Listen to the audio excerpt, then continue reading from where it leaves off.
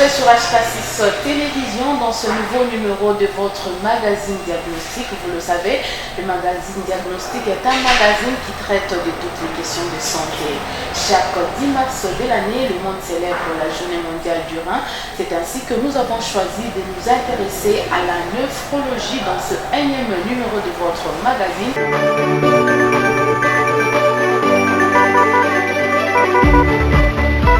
Merci à vous tous qui vous installez dans ce nouveau numéro de votre magazine Diagnostic. Comme nous vous l'avions annoncé, nous vous parlons de la néphrologie et notre invité s'appelle Dr Kaya Kambwe.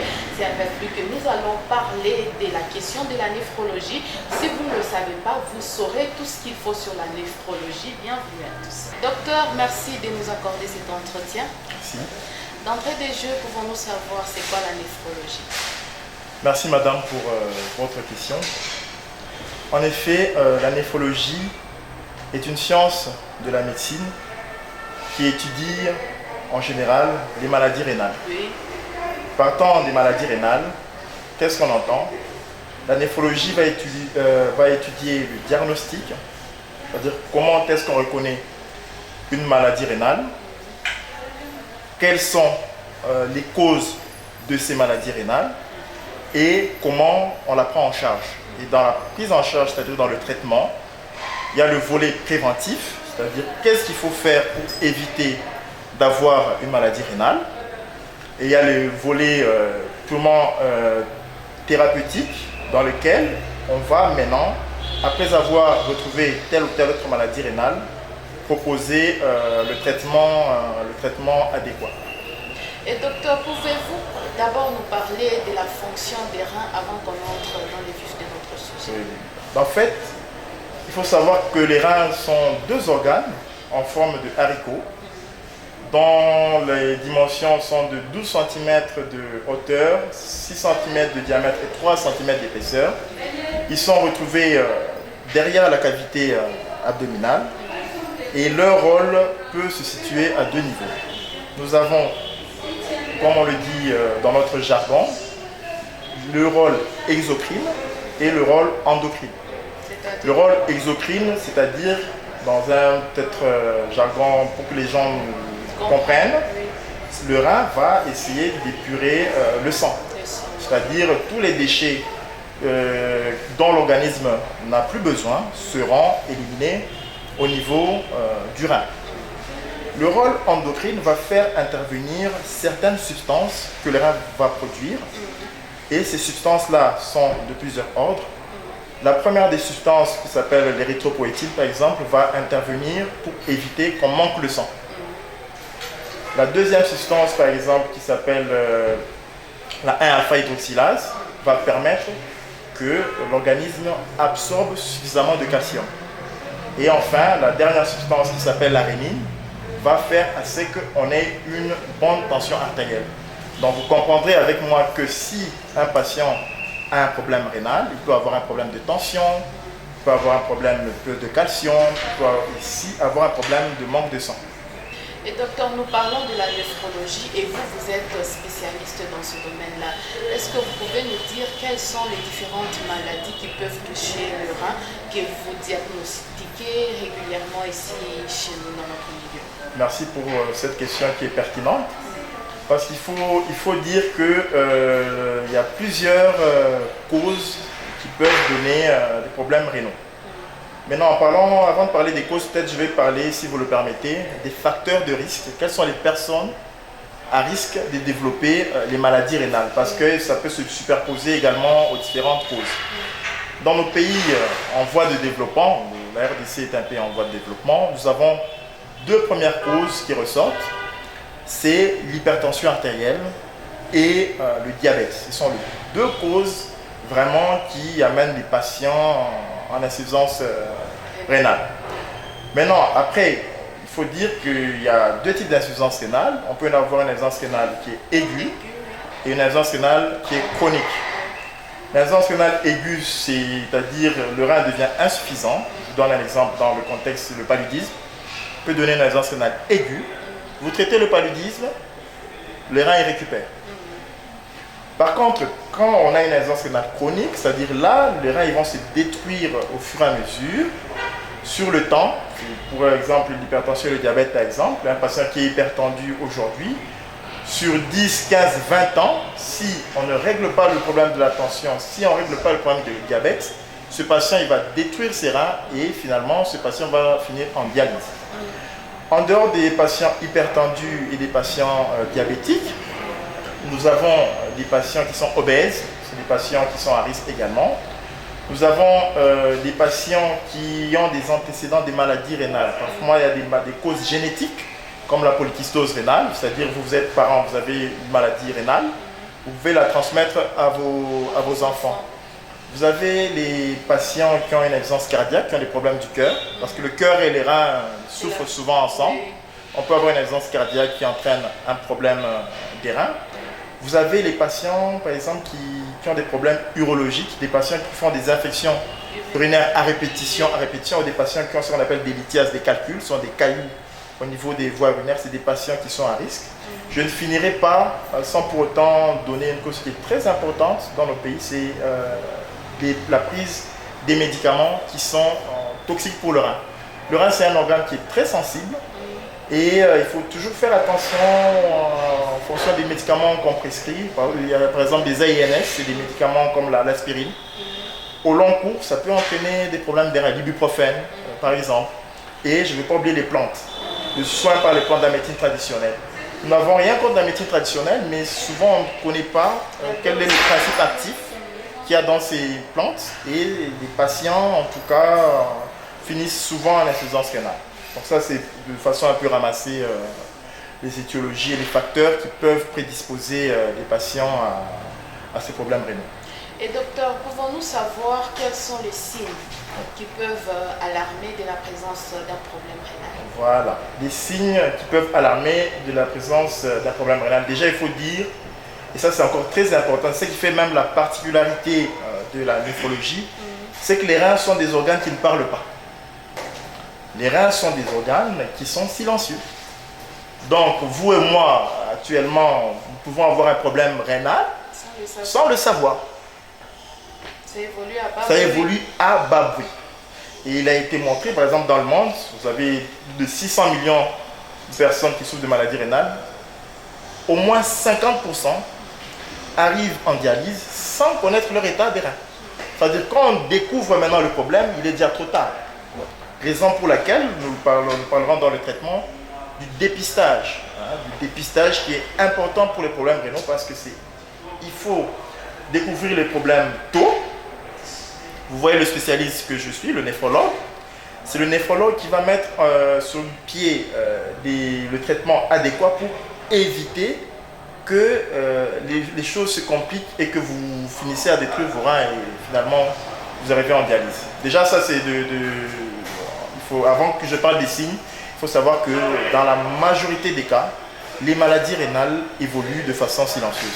Maintenant, quand le problème des reins arrive, il faut dire que ça peut être caractérisé par plusieurs symptômes. On a ce qu'on appelle le syndrome, on peut avoir un syndrome œdémateux, c'est-à-dire vous avez beaucoup d'eau dans le corps parce que le rein il est bloqué, vous n'arrivez pas à faire pipi.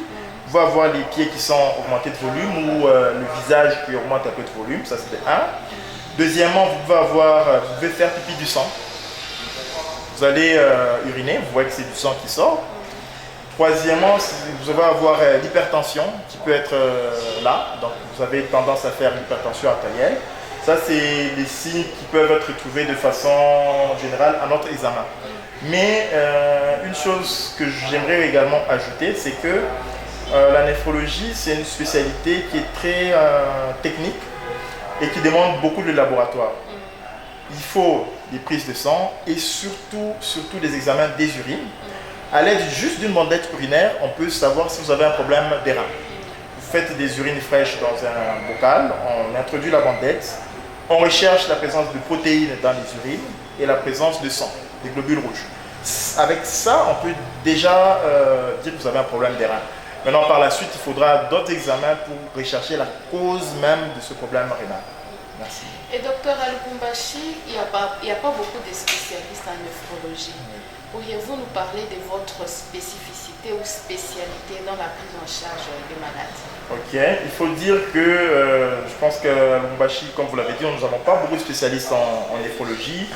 Lubumbashi, c'est une grande ville qui compte, je pense, autour de 6 millions, 7 millions d'habitants, si je ne dis pas de bêtises. Et à la base, nous avons été formés pour faire la néphrologie générale. Néphrologie générale, parce que même en néphrologie, il y a des sous-spécialités, il y a des branches. Alors, vu que la demande elle est très importante dans nos pays, on ne peut pas former les gens en néphrologie générale, puis les former en néphrologie spécialisée. Mais il faut dire qu'en néphrologie, on a plusieurs branches. Premièrement, c'est la néphrologie adulte, c'est-à-dire on voit les patients adultes. La néphrologie pédiatrique, c'est-à-dire qu'il y a des enfants qui peuvent développer des problèmes rénaux également.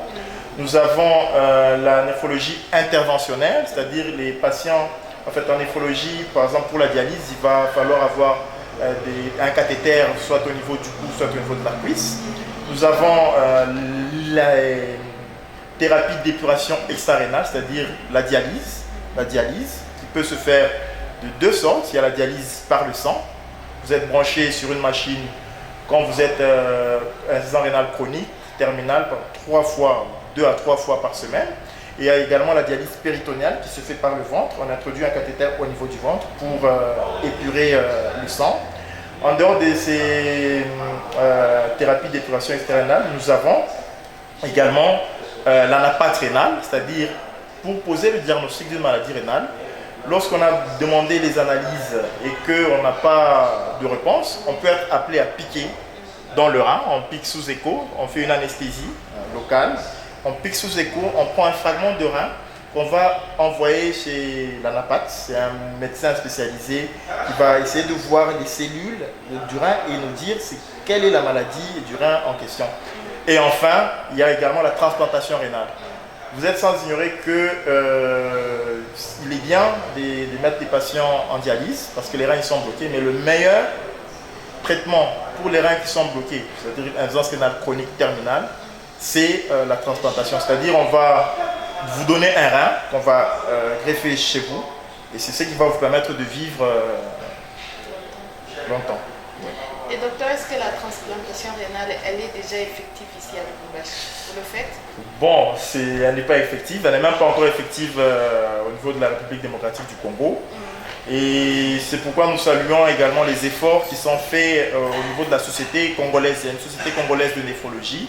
Des gros efforts sont en train d'être faits pour que la transplantation soit réalisée, n'est-ce pas, dans notre pays. Mais il faut savoir que ça demande beaucoup de moyens et beaucoup de développement technique. Il faut de bons laboratoires, il faut des néphrologues, il faut des immunologistes, il faut des urologues. C'est un travail d'équipe pour arriver vraiment à cette fin-là. Nous espérons qu'elle pourra décoller d'ici quelques années. Est-ce qu'on peut guérir d'un problème rénal?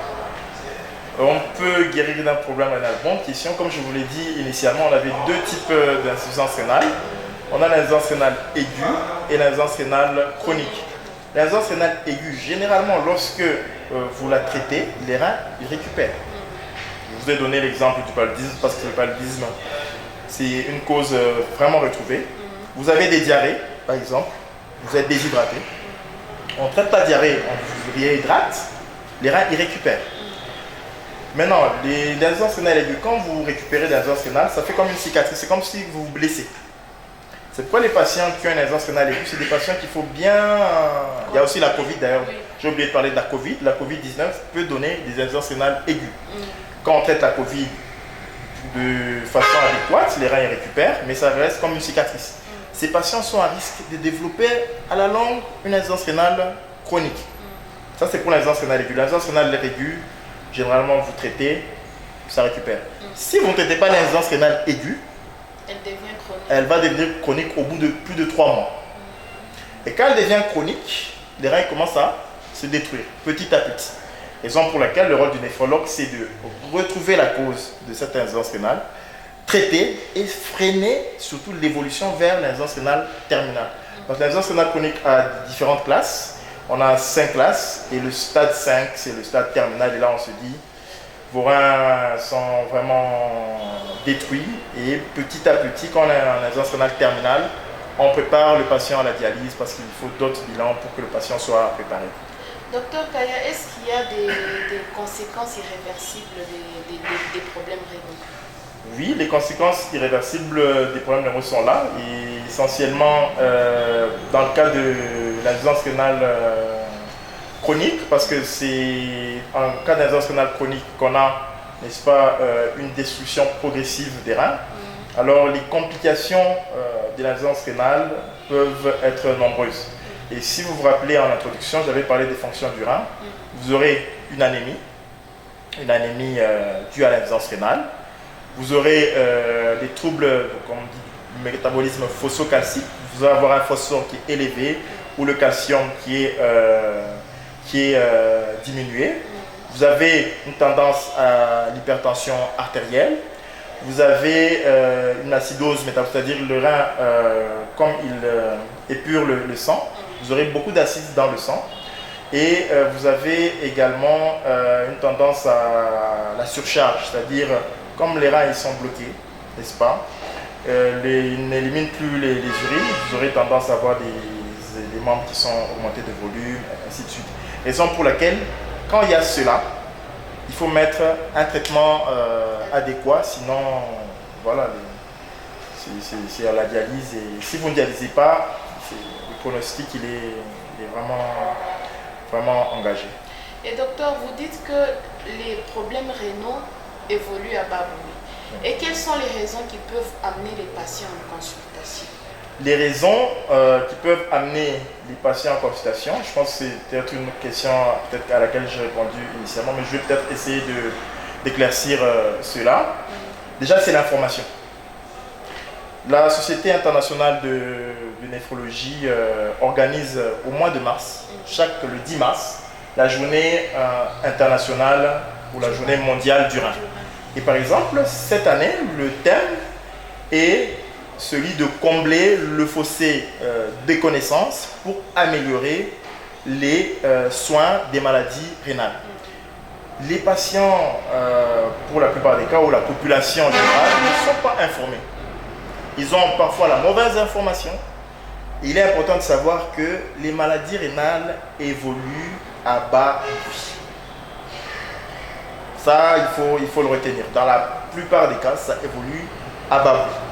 Mais il y a des patients qui sont à risque de développer les maladies rénales. Même si vous êtes hypertendu, par exemple, vous êtes diabétique, vous pouvez prendre des médicaments pour la tension, pour le diabète. Vous vous dites, oui, c'est bon, la glycémie est plus ou moins équilibrée, la tension est plus ou moins bonne, j'ai une tension à 120 sur 70 mm de mercure, mais vous devez voir votre néphrologue. Parce que ça évolue à bas bruit. Et donc, ça, c'est, je pense, une information qui est capitale, que la population doit retenir. Les maladies rénales évoluent à bas bruit. Et bon, on est certes dans des pays à voie de développement. Dans le temps, je sais qu'on avait par exemple le système de check-up médical. Tous les 6 mois, une fois par an, il est important de vulgariser ce genre d'action parce que ça peut permettre de découvrir beaucoup de choses en dehors des maladies rénales. L'idéal, c'est tous les 6 mois ou une fois par an de voir votre médecin, par exemple votre médecin généraliste, qui va faire les bilans généraux et qui peut, n'est-ce pas, retrouver un problème rénal. Maintenant, ça c'est de façon un peu ramassée l'information que je voulais donner par rapport au fait que ces maladies rénales-là évoluent à bas bruit. Mais il y a des signes, comme je vous l'ai dit, vous pouvez peut-être uriner plusieurs fois par jour, vous voyez que vous urinez beaucoup que d'habitude, on urine idéalement 1,5 litre d'urine par jour en fonction des quantités de boissons qu'on prend. Mais si vous urinez 4, 5, 6 litres, ça devient un problème. S'il n'y a pas un problème au niveau des reins, si vous voyez que vos jambes gonflent, vous voyez que la tête a l'impression de gonfler un tout petit peu, ça peut être un problème des reins. Si vous allez uriner, vous trouvez qu'il y a du sang, ça peut être un problème des reins. Et aussi les signes peuvent dépendre de l'étiologie parce que les reins, c'est une maladie. En fait, les reins, c'est des organes qui souffrent avec toutes les maladies, qu'on appelle aussi maladies systémiques. Et par exemple, dans dans notre contexte en Afrique, ça j'ai oublié de le notifier, vous avez l'infection à VIH, vous avez les hépatites, l'hépatite B et l'hépatite C, c'est des maladies qui atteignent aussi les reins. Donc voilà un peu ce à quoi on peut penser dans ce contexte. Et quel est le message que vous avez adressé à notre population par rapport à la lutte contre les maladies rénales? Oui, le message que nous pouvons adresser à la population louchoise, c'est que déjà, on ne va pas se fatiguer de répéter que les maladies rénales évoluent à bas bruit et qu'il est important de faire ce qu'on appelle un dépistage pour voir quel est votre état. Parce que le dépistage va permettre de voir les patients qui ont des problèmes rénaux et les patients qui ont des problèmes rénaux pourront être suivis sur le long cours. Par quelle façon? De comprendre déjà c'est quoi la cause de ce problème rénal et surtout de traiter ce problème rénal pour éviter que les reins continuent à se détruire et finir en dialyse. C'est pourquoi le Centre médical Diamant organise une campagne de dépistage gratuite en l'honneur, n'est-ce pas, du mois du rein, c'est le mois de mars, notamment à partir du 7 mars. Du 7 au 13 mars, c'est normalement la semaine du rein, mais le Centre Diamant est allé un peu plus loin. Donc, du 7 au 31 mars, nous aurons une campagne de dépistage et d'information gratuite pour tous les patients dont l'âge est supérieur à 40 ans. En quoi va consister ce dépistage? Ce dépistage va consister en une prise de sang. On va doser l'urée et la créatinine, qui sont des marqueurs d'insuffisance rénale. Ce dépistage va consister également en un examen des urines. Donc on va prendre des urines, on va mettre une bandelette, on va rechercher les protéines et les globules rouges dans les urines, et également un sédiment urinaire pour voir quelle est la forme des globules rouges, ainsi de suite. Et vous aurez une consultation avec un spécialiste des maladies rénales que je suis. Docteur, merci d'avoir répondu à toutes mes questions. Merci.